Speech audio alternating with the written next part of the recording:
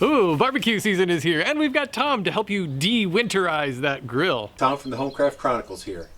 It's barbecue season, and today on Home and Garden for Mere Mortals, I'm going to show you how to make sure you get this guy as ready for summer as you are. The first thing you want to check is the gas. Nothing kills a barbecue more than hungry guests and no way to cook the burgers. Most grills do have a gauge, but just in case you don't have one or yours is broken, there's an easy way to find out. Take some hot tap water and pour it down the side of the tank. Then just feel the tank, and where you feel it getting cold, that's the level of the gas. Also, another important thing, while you're down here, check, make sure your gas connections are tight. You don't want leaky gas. Now that you know you have gas to cook with, let's make sure the grill is clean enough to cook in. First I'm going to check out the grates and give it the once over with the old grill brush. But if they're really dirty, you can take them out and spray them with some oven cleaner and scrub them. But if you take care of your grill grates after every barbecue session and make sure you brush them down, you're going to be ready to go. After you're done checking your grill grates, you're going to want to check the burners inside. If you see any holes or cracks in the burners, you're probably going to want to get them replaced. The cover plates,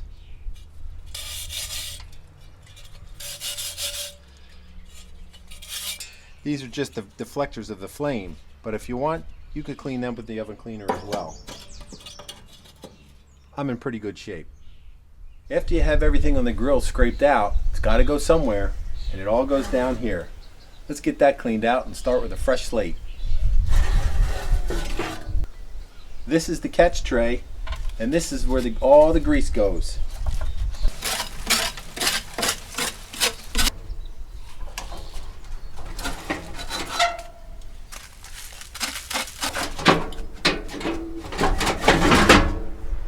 So now that the grill's clean, let's fire it up and make sure it's running right before the big cookout. Remember, the only job this guy's had for the past 3 or 4 months is making sure your snow shovel doesn't fall over.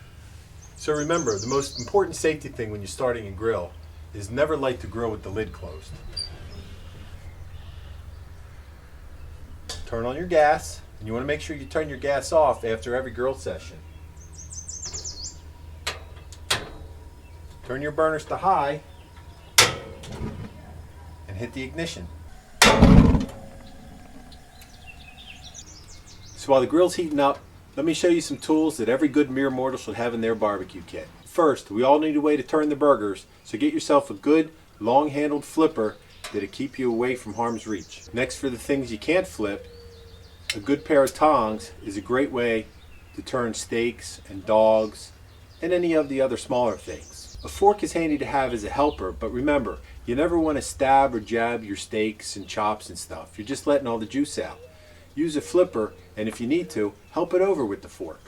You want to have a brush for brushing on your sauces and glazes and stuff like that. You want some skewers, whether it be metal or bamboo, for all your kebabs.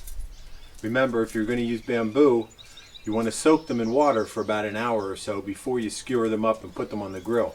That way it'll stop them from burning up too quickly. We're not professional chefs, so we want to make sure our steaks are done just the way we want.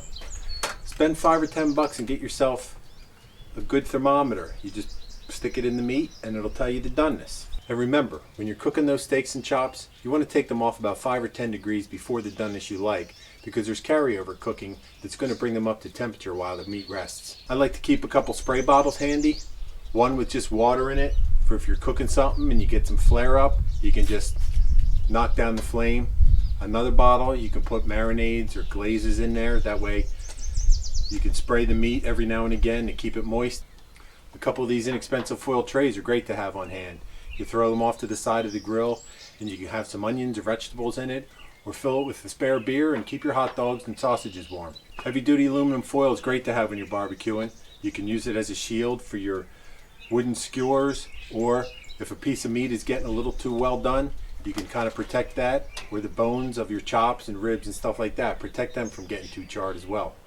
And keep a cooler out by the grill. Not only does it give you something to sit on, but it saves you the trouble of running back and forth into the house to get stuff out of the fridge, like cheese and condiments and the extra burgers and dogs that you're going to need to keep the party going, and any other barbecue essentials that you can think of.